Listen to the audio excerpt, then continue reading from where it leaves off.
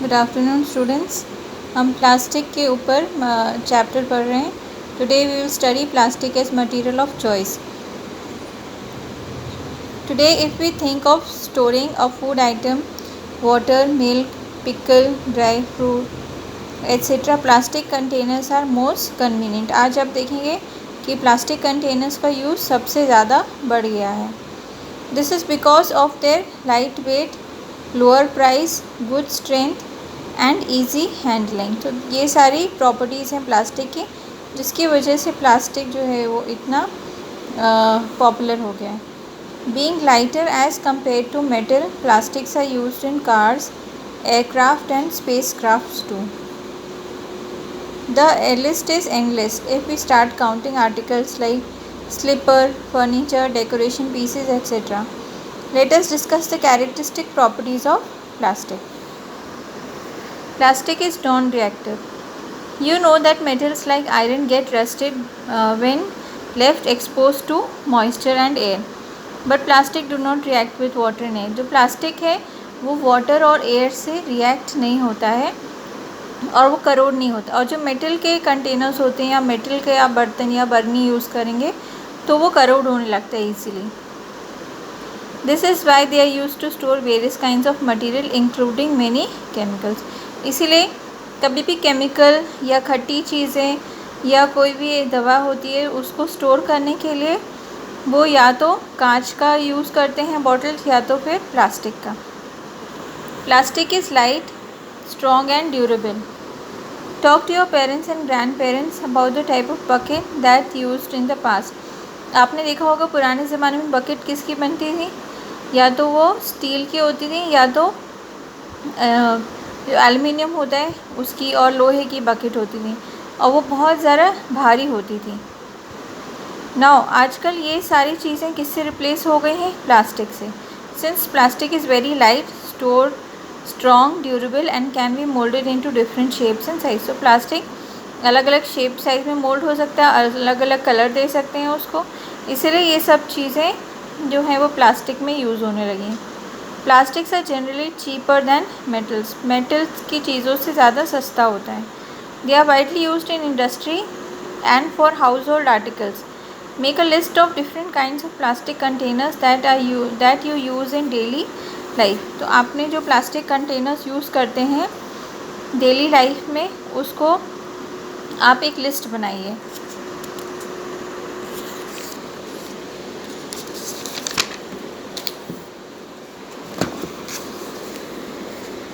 Plastics are poor conductors.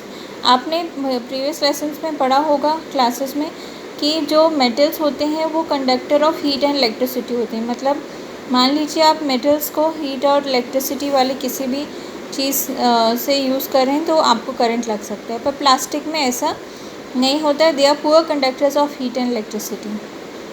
That is why electric wires and plastic covering and handles of screwdrivers are made of plastic.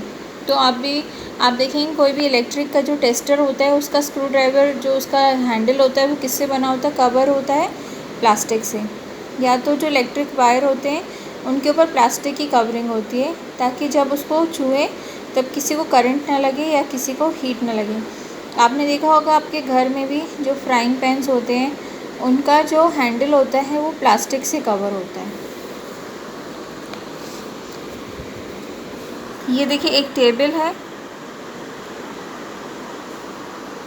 इनमें कौन कौन सी चीज़ें जो हैं वो कितना कितना दिन लगती हैं ख़राब होने में और नेचर ऑफ द मटेरियल। लेकिन जो प्लास्टिक और एल्युमिनियम और मेटल्स हैं उन चीज़ों को ख़राब होने में कितना दिन लगता है? 100 to 500 ईयर्स। या प्लास्टिक बैग्स को उससे भी ज़्यादा लग सकता है because they are called non biodegradable. इनको नॉन बायोडिग्रेडेबल बना। और ये सब जो नेचुरल वाली चीज़ें होती हैं इनको बायोडिग्रेडेबल बोला जाता है। जैसे आपका कपड़ा हो गया, पेपर हो गया, वेजिटेबल्स हो गया, वुड हो गया, वुलन क्लोथ्स हो गया, तो ये बायोडिग्रेडेबल होते हैं, मतलब ये ख़राब होके फिर वापस अर्थ में मिल जाते हैं। Plastic and environment. When we go to the market we usually get things wrapped in plastic or polythene bags. This is a great reason why plastic waste keep getting accumulated in our homes. Ultimately, plastic finds its way into the garbage and this has become a major problem. तो जो polythene bags हैं वो बाद में, या plastic की चीज़ें जो हैं जो वो ख़राब हो जाती हैं, जब उनको फेंक दिया जाता है तो वो बाद में एक मेजर प्रॉब्लम बन जाती हैं। जो प्लास्टिक रीयूज़ हो जाता है उनका कोई प्रॉब्लम नहीं है, लेकिन जो पॉलीथीन बैग्स है जो फेंक दिए जाते हैं वो नॉन बायोडिग्रेडेबल होते हैं, मतलब उनको गलने में हो सकता है 500 से ज़्यादा साल लगें। तो इसीलिए ये मटेरियल जो है वो एनवायरनमेंट को नुकसान पहुंचाते हैं, क्योंकि ये डीकम्पोज नहीं होते हैं, सड़ते नहीं हैं। Since plastic take several years to decompose, it is not environment friendly, it causes environment pollution होता है इससे। Besides, the burning process of synthetic material is quite slow and does not get completely burned.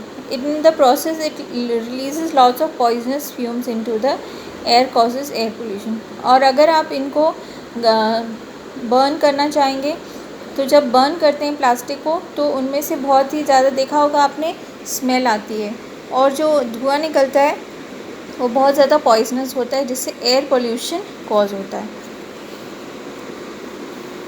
Have you ever seen a garbage dump where animals are eating garbage? In the process of eating the food waste, they swallow materials like polythene bags and wrappers of food. Can you imagine the consequence? जो मतलब animals होते हैं, खासकर काऊ और buffaloes होते हैं, वो लोग जब भी कुछ खा रहे होते हैं, खाना जो हम फेंक देते हैं, वो सब खाते समय उनके मुंह में कभी कभी पॉलीथीन बैग्स या ये सब चीज़ें चली आती हैं, फूड रैपर्स। तो ये एनिमल्स जो होते हैं उनकी रेस्पिरेटरी सिस्टम को चोक कर सकती है और उनका डेथ भी हो सकती है। Polythene bags carelessly thrown here and there are responsible for clogging drain. और आप देखेंगे ये सारी चीज़ें अल्टीमेटली जाती हैं, अगर आपने फेंक दिया नाली में तो उससे क्या होता है, नाली चोक होती है और उससे बहुत ज़्यादा नुकसान हो जाता है। तो हमें ये सब जो है बिस्किट्स और चिप्स और रैपर्स, ये सब ईटेबल्स को हमको रोड में और पिकनिक स्पॉट्स या पार्क में नहीं थ्रो करना चाहिए, हमको रिस्पॉन्सिबल सिटीज़न बन के उनको डस्टबिन में डालना चाहिए। Avoid the use of plastic as far as possible. Make use of bags made of cotton और jute when you are going for shopping. तो जब आप शॉपिंग के लिए जा रहे हो तो अपने साथ एक बैग ले जाएं, तो उसमें आप अपना जो भी शॉपिंग करेंगे वो सामान डाल लें, ताकि आपको पॉलीथीन बैग्स ना लेना पड़े और बाद में वो पॉलीथीन बैग्स जो होते हैं वो नुकसान ना पहुँचाएँ एनवायरनमेंट को। The biodegradable and non biodegradable waste should be collected separately and disposed of separately. Practice this in your home. Can you suggest some other ways in which you can contribute towards reducing the use of plastic material? तो आप अपने घर में सोचिए कि किस तरह से हम प्लास्टिक का यूज़ जो है वो कम कर सकते हैं। पॉलीथीन बैग्स की जगह पेपर बैग यूज़ करिए, जूट के बैग यूज़ करिए या कॉटन बैग्स यूज़ करिए। Okay, it is better to use recycle plastic waste. Most of the thermoplastic can be recycled. Make a list of items that can be recycled. However, during recycling, certain coloring agents are added. This limit is usage especially for food. तो recycle करते समय जब colour add किया जाता है plastics में वो poisonous होता है, तो इसीलिए उसको फूड अगर मटेरियल में यूज़ करें और खाना गर्म है और गर्म खाने को हमने उसमें रखा हुआ है तो वो पॉइजन रिलीज़ करके हमारी हेल्थ को नुकसान पहुंचा सकते हैं। As a responsible citizen remember the 5R principle. 5R principle आपको यूज़ करना है। रिड्यूस करना है प्लास्टिक को, रीयूज़ करना है रीयूजेबल प्लास्टिक्स, रिसाइकिल करना है, रिकवर करना है and refuse to use plastics. Develop the habits which are environment friendly. तो आप एनवायरनमेंट फ्रेंडली चीज़ें जो हैं वो सब करिए, जैसे प्लास्टिक बैग्स को रोड या पानी में ना फेंकें। जब आप शॉपिंग के लिए जा रहे हो तो एक यहाँ पे कॉटन बैग या जूट बैग लेके जाएं अपने साथ घर से ही। Try to use minimum plastic material, use steel lunch box instead of plastic one. जब आप जो लंच बॉक्स है, टिफ़िन है, वो स्टील का यूज़ करिए प्लास्टिक के बजाय। सो स्टूडेंट्स, आपका यहाँ पे लेसन ख़त्म होता है and you will get question answers also. So read the lesson till here and write the question answer in your copies.